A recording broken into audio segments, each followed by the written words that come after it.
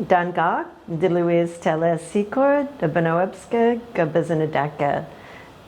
My name is Theresa Secord. I'm a member of the Penobscot Indian Nation, and I'm a Basketmaker. So I'm here today to talk about the Wabanaki basketry case at the Hudson Museum and just share some of my insights and thoughts over the course of the case, and a little bit about my work too as a basket maker myself for the last 35 years. So we get started. It's really neat to start at the area where kind of everything began. I love that the creation story is here, where Gluskab is said to have come into the territory here. Gluskab was the culture hero of the Wabanaki people. And he shot an arrow into the ash tree, and from the tree came the first people. And of course, ash is the material that we use for our basket weaving. It's sacred in that it's the source of our origin, but also it's really kind of known as the silk of the basket woods in terms of basket weaving, and a very special wood to us, which sadly is threatened right now.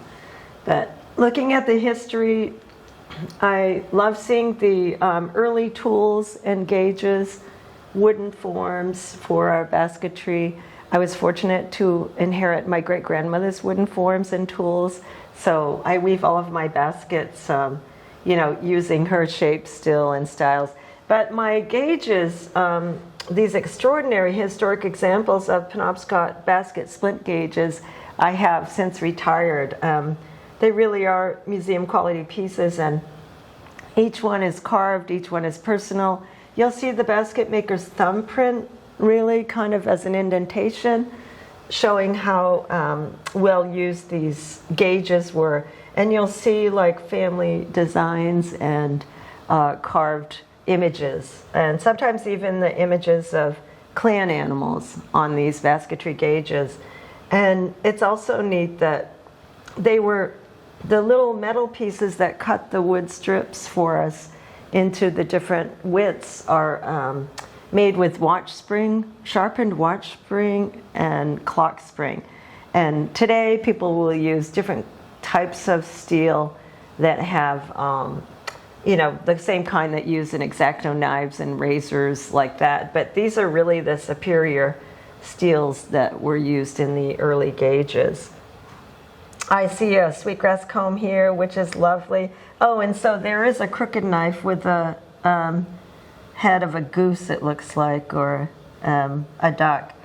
And again, seeing that people were connected to the natural world even through the tool making, and how usually it would be the men probably making these tools for the women basket makers who were weaving the fancy baskets. And again, they're expressing themselves through their clans and through the natural world. And these pieces date well back into the 1800s and early 1900s. So I also see an ash splitter here, which is still the way that we split our wood. And this is a very nice antique, which I have one almost identical. So moving through the case, you see the earlier open weave fancy baskets, and these would have been have been made for tourist economy. Band baskets also, those are oftentimes made the heavier wood, and the larger baskets would oftentimes be made by the men. Of course, the men are pounding the ash logs and preparing the materials, of course cutting the trees down in the first place. And often you would see them making the so-called work baskets, whereas the women would be making the fancy baskets. And I'm really proud that our people plugged into the tourism economy in Maine, which is still, I think, the largest sector of the Maine economy. And so this was what would be called, I guess, a cottage industry. And so the tribal people were really industrious and plugging into making baskets for every part of the tourist trade, but also working baskets. So, of course, there's sewing baskets for the houses, for the people who are coming from Philadelphia and New York and Boston in the summer along the coast. They're meeting up with the basket makers to buy those items. but also you're seeing the Passamaquoddy fish scale basket, the double handle with the A symbol, which I guess represents a particular company, and the Penobscot pack basket, which is a quintessential basket for hunting and fishing. And again, thinking of the times when, President Roosevelt and other presidents were coming to hunt and fish in Maine, and even prior to that, they had, Penobscot and Passamaquoddy guides, and they were using these pack baskets to go into the deep north woods, along with the guides. And these pack baskets were, I think this is our most ancient form of all the baskets represented in this case. They were made for hunting and fishing, of course, but also you can see the shape is made to fit in the ancient birch bark canoe. So probably, 10, 12,000 year old basket. So I remember when I first started working with the Basketmakers in my role as the director of the Maine Indian Basketmakers Alliance, and I was reading some literature by a Maine historian speaking about how they had determined, the historians had determined that the tribal people had learned to make baskets from the Shakers in that religious community in western Maine, southwestern Maine, and I highly doubted that and knew that from our own stories and again working in my family. And I found out in my tribe, and I found out later that actually not only was it the other way around, which is obvious to us now and everybody else, but the people were even paying the Shakers, the Penobscot people were paying the Shakers to make certain styles of woven ash lace, they called it, and different embellishments for the past. So they were actually involved in the basket making, being employed by the Native Americans. So it's very much the other way around. And I don't think our origin story being based in the ash tree was, made up for the tourists. It shows a clear link to strong Wabanaki relationship with this tree and the basket tree. Moving into some, more embellished fancy baskets, you see this, I love this example of the Penobscot glove basket where the wood is twisted. There's, of course, ash wood in there and braided sweetgrass, but the main design there is this really beautiful wavy ash material, and you can only get that from the sapwood, the outer part of the tree, where the wood has been double split, sometimes even triple and quadruple split. And at that point, when you're basically pinching and making this weave, the ash is really fresh, and you could basically see through it, almost thinner than paper in some instances. And this is why I refer to the ash as the silk of the basket woods, because people know that Cherokee people and others use oak and different kinds of woods, but you could never do that with any other kind of wood. So I applaud our ancestors too for their artistry, but also the technical ability to, do the kinds of things that were done with the ash wood. Oh, picnic basket is really lovely. Great patina on that from the early 1900s, 1910. And of course, a lot of these examples here are from the Leo and Florence Shea collection. And this reminds me of, to speak about the Robert Anderson, who was their descendant, and he collected baskets, and many of these fine examples came to the Hudson Museum through his foresight over the decades, knowing that people really weren't putting the time and energy into these baskets anymore, and that some of these weaves and this, highly embellished work was not being seen anymore. And so his parents were amazing basket makers. But the fact that he, as a Penobscot, was documenting our basketry and his own culture is really quite remarkable. You don't see that. There aren't any other examples of someone like that doing that. And of course, he was engaged in the tourism trade, having a store where his parents had the tent at Lincolnville Beach, and also having his store in the Lincolnville area after that and carrying that on. And just a really unique guy. So we thank him for these amazing examples where my son is a basket maker now, age 33, Caleb Hoffman, and he'll be able to come in and see the styles and types of baskets that his great-grandmother made, and his and our ancestors. This little Wabanaki fan is cool, and it has some of that lace that I'm talking about, where the ash on the edges has been like almost braided and woven, and I'm not sure if that's kind of the lace that the Shakers did, but again, you'll see those embellishments from that time to around 1900. I see the Penobscot acorn tatting basket, and that's a familiar form for a lot of us, but of course people are weaving acorns today, but not the tatting, because that practice has gone out of favor. People aren't tatting anymore. So you see the baskets changing with usage, with tourism, and then with the resurgence of basketry through the Maine Indian Basketmakers Alliance work, really now almost 30 years, a little more than 30 years since our organization was founded. You see the market changing and the basketry changing with the market to these more artistic and kind of higher end art pieces. But before we get to a couple of those, I still want to point out some more antique pieces. The Penobscot glove box here is really lovely. I actually wove a replica of this piece and won a prize on it in the Herd Museum Guild Indian Fair and Market this year in Phoenix, Arizona, which is like the second largest juried Native American art market. And it was really nice because there's a lot of documentation of people sitting and weaving this style together. And so even though people are taking the art form further into new shapes and technical weaves and difficulty, I also, in my work, like to pay tribute to some of the antique work. Because again, those basket makers were amazing. The Penobscot market basket or shopper is really neat because I can remember visiting my grandparents on Indian Island nearby here, and this is what they would go to the A&P with. If they were just getting a couple things at the store.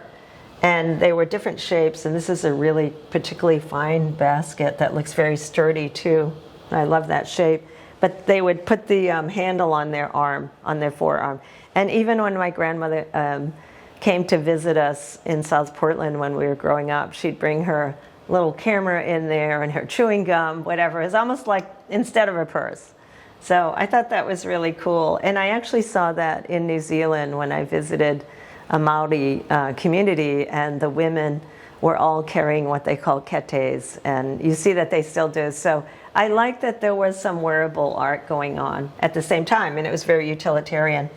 The Micmac potato basket, of course, is classic in Wabanaki culture, and my friends Mary and Donald Sanapas, founding members of the Maine Indian Basketmakers Alliance, and of course I was their first director.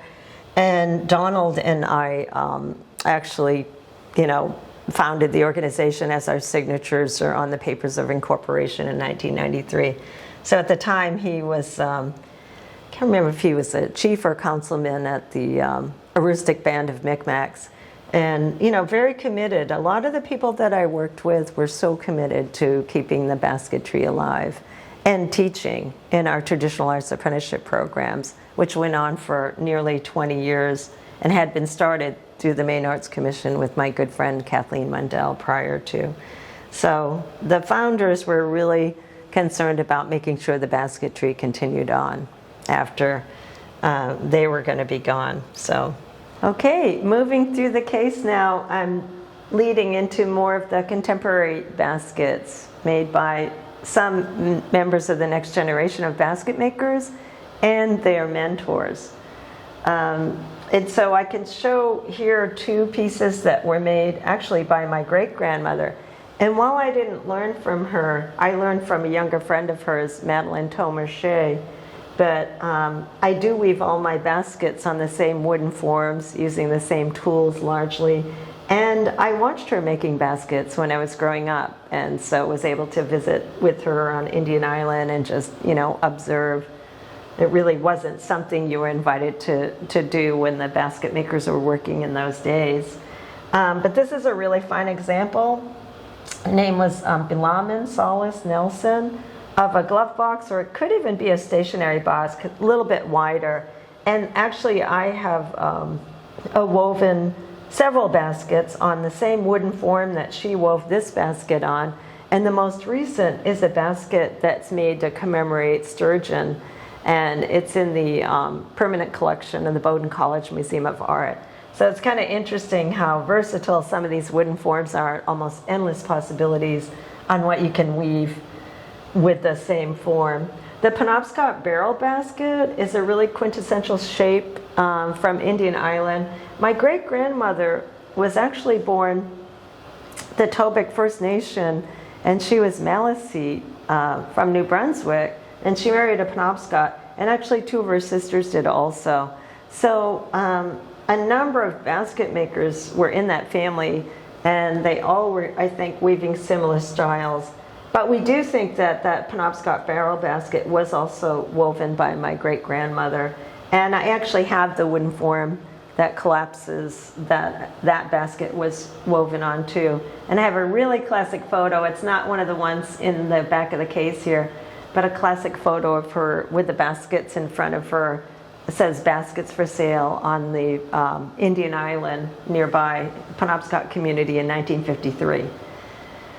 So just moving through, beautiful example of a Passamaquoddy purse by Mary Gabriel. And she was a founding member of the Maine Indian Basketmakers Alliance.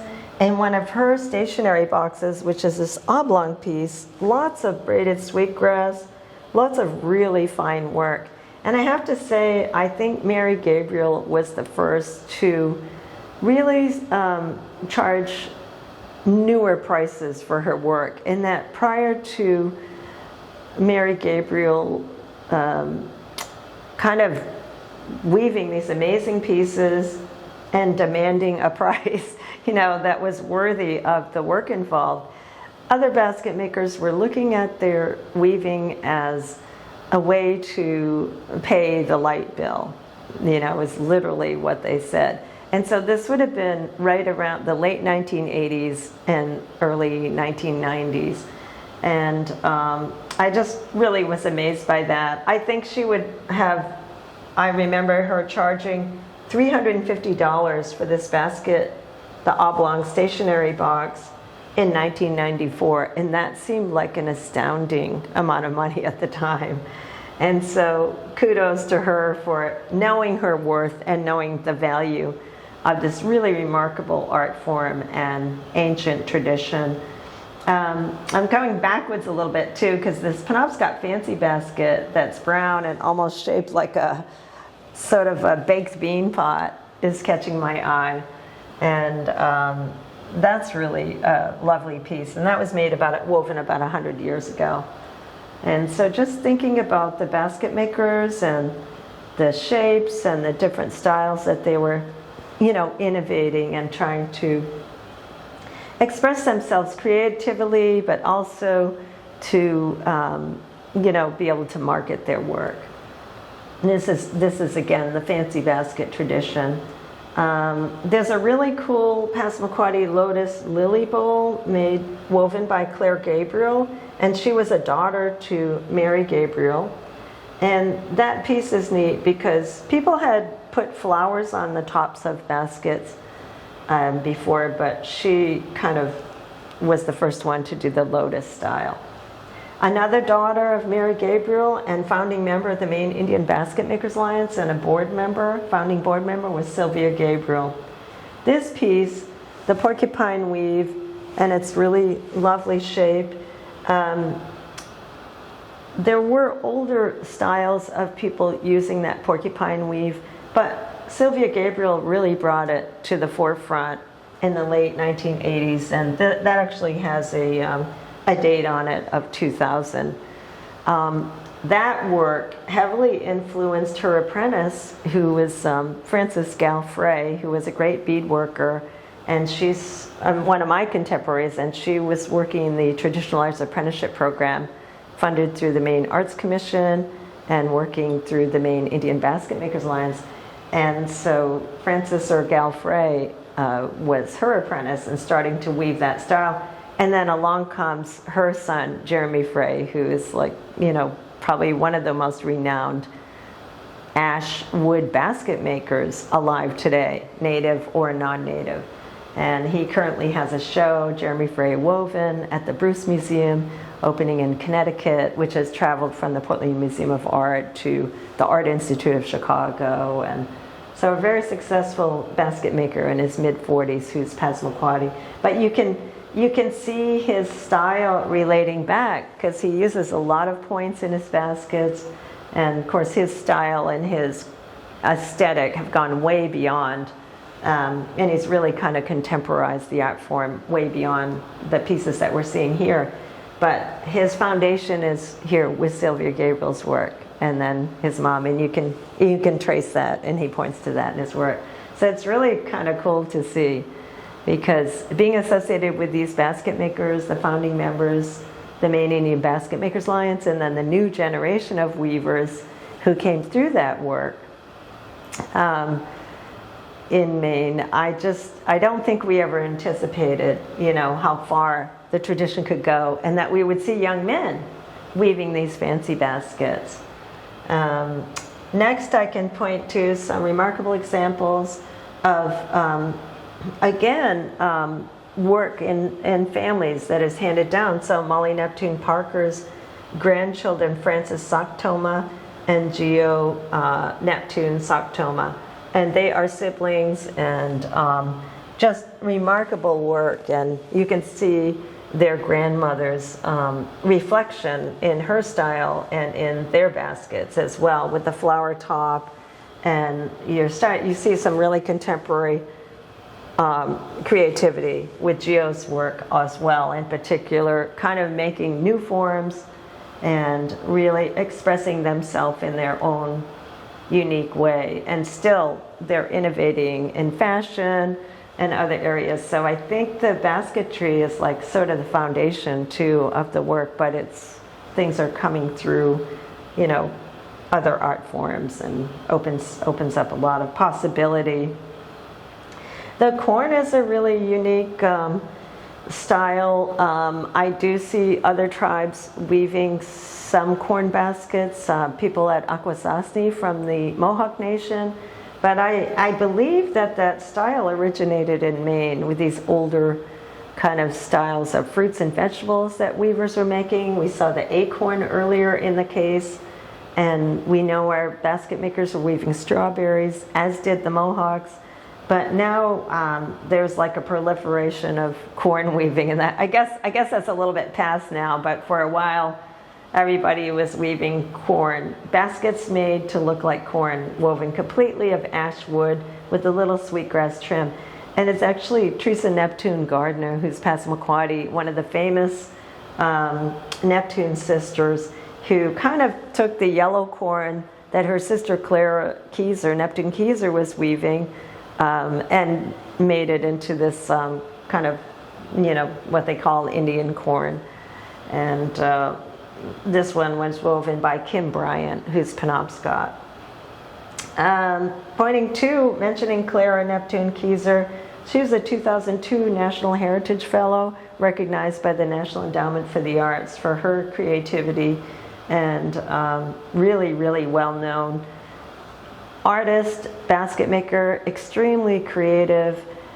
She was even weaving snowmen, made to look, baskets made to look like snowmen and bumblebees, and seemed like the sky was the limit on what she was thinking and how she could translate those designs into wood. Really quite remarkable. And she was known for a lot of her colorful work too, which this is more muted.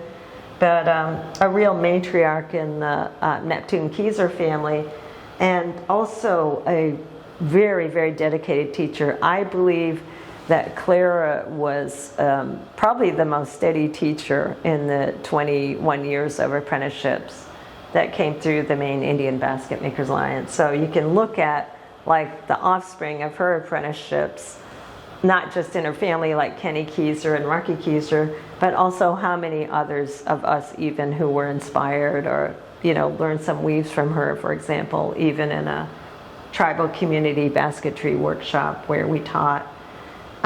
Moving through to this fancy basket, or a so-called fancy basket by Frank Hanning, and he's really from an important family.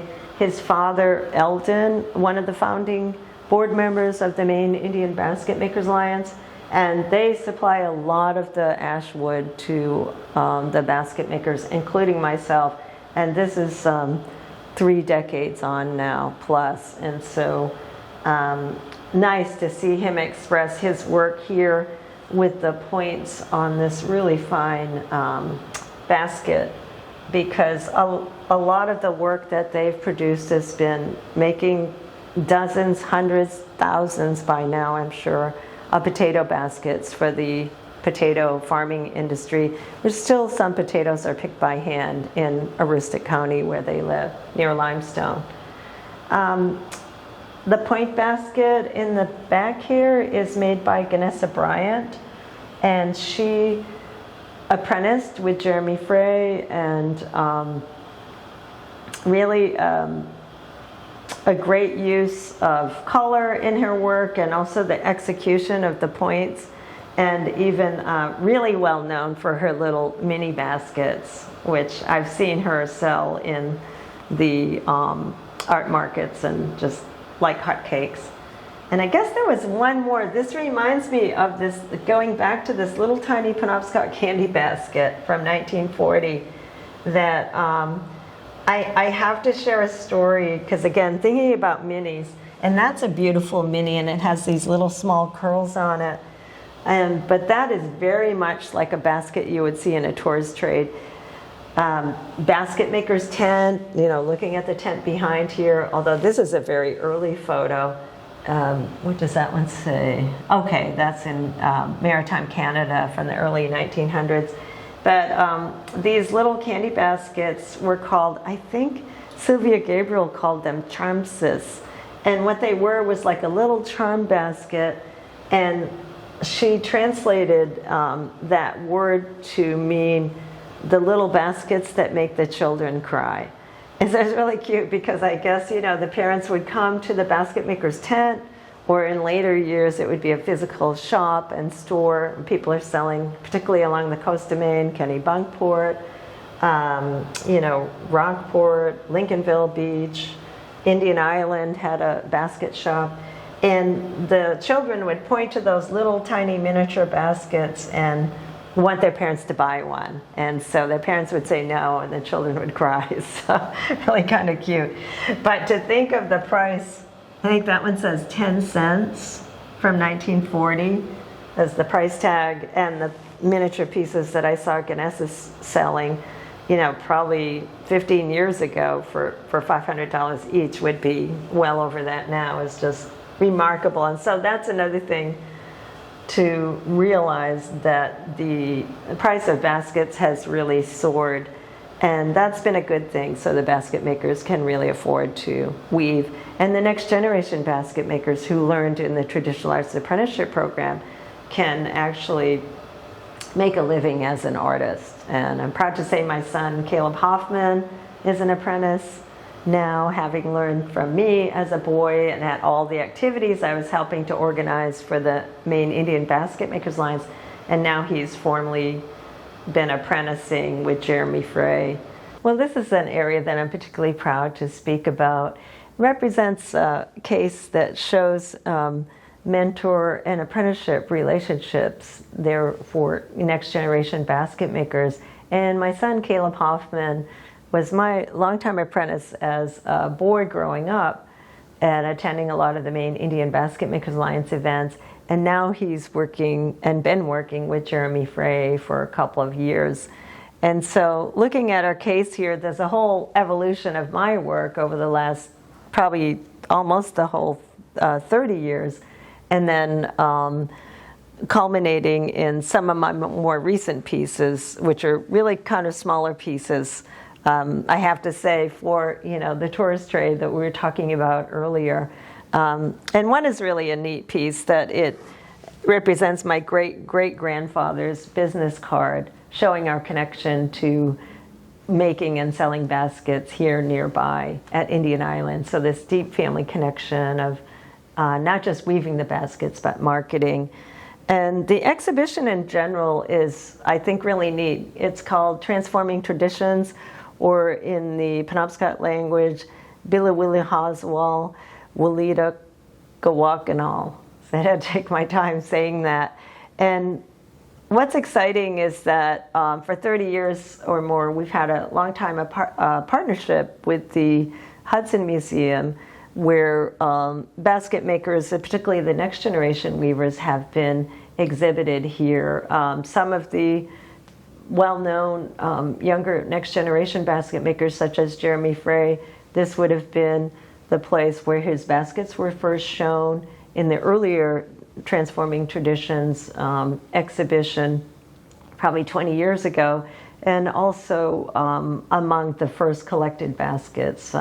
He would have one or two in the collections here, and others like him as well, Sarah Sockbeeson, etc.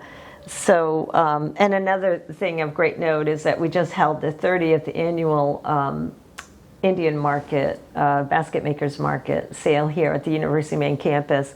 And it's interesting to note as well that since the beginning of this event, the provost, or president of the university, has come in and given basically a land acknowledgement. So this is Penobscot territory. This is another island in the Penobscot River, not far from our ancient village where the community is based now, the Penobscot Nation, Indian Island. And so doing land acknowledgements way before it was cool, which is one of the things I'm really thankful for. And a longtime partnership, too, with Gretchen Faulkner, the director here. Okay, and there's a piece here that I particularly want to point out that I wove about 20 years ago, a barrel basket in the same wooden form and shape as my great-grandmother's style, woven on her wooden form. But 20 years ago, when I wove that piece in 2006, we were already becoming concerned about the loss of the ash trees, and with the introduction that would be coming of the emerald ash borer beetle, which is now here and killing all of the ash trees in Maine. So here I've done an overlay of cedar bark to try to conserve the ash wood and look at exploring the use of other woods in our basketry. So that's why that piece is a little bit muted and, just a different, incorporating a new material.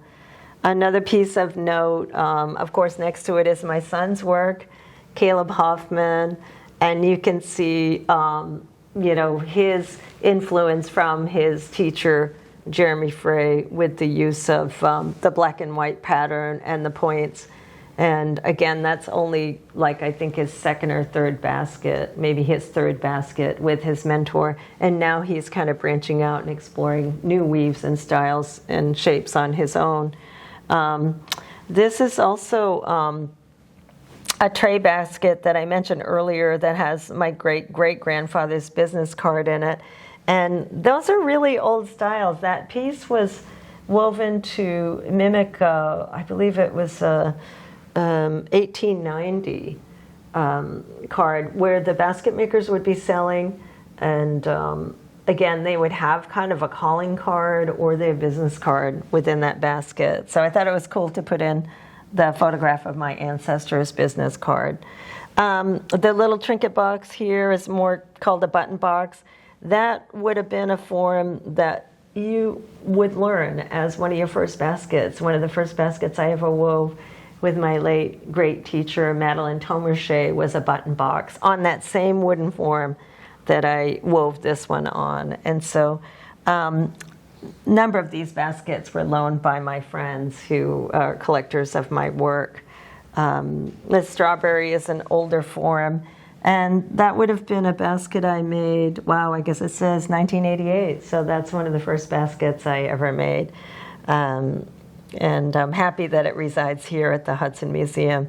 And I see there's a candy basket that I made with the red points on it, green stripes that have faded a little bit, and it says Merry Christmas to Apid, and she was one of my great aunts, and I guess that was about 30 years ago, yeah, 1995. So I've been doing it for a while, and my work is really, again, these are some of my smaller and earlier pieces, but it's still evolving all the time, like we all are, as artists and as people. And now it's really fun because I'll be speaking with Jeremy, who I'm friends with, or my own son, and they'll say, you should look at this, or you should, try this weave, or add, something, a new embellishment or something to your basket. And it's really fun because you're almost, I'm really literally getting lessons from the next generation of basket makers, and there's something you kind of didn't expect, that there's always this thought about the intergenerational transfer of knowledge from the elder generations to the next and to the next. But I've been doing this long enough, and some of the apprentices are now just like great artists in their own right, like Jeremy, for example, that they're sharing tricks of the trade and even professional development ideas and marketing ideas with me. So that knowledge is now coming backwards, to help elders like me kind of navigate, the new world of marketing and technology, and how they're selling out in galleries and different, Jeremy is out into different, almost international venues now. And so it's interesting that kind of knowledge is coming back to me through that younger generation. So it's been a pleasure to speak about this today.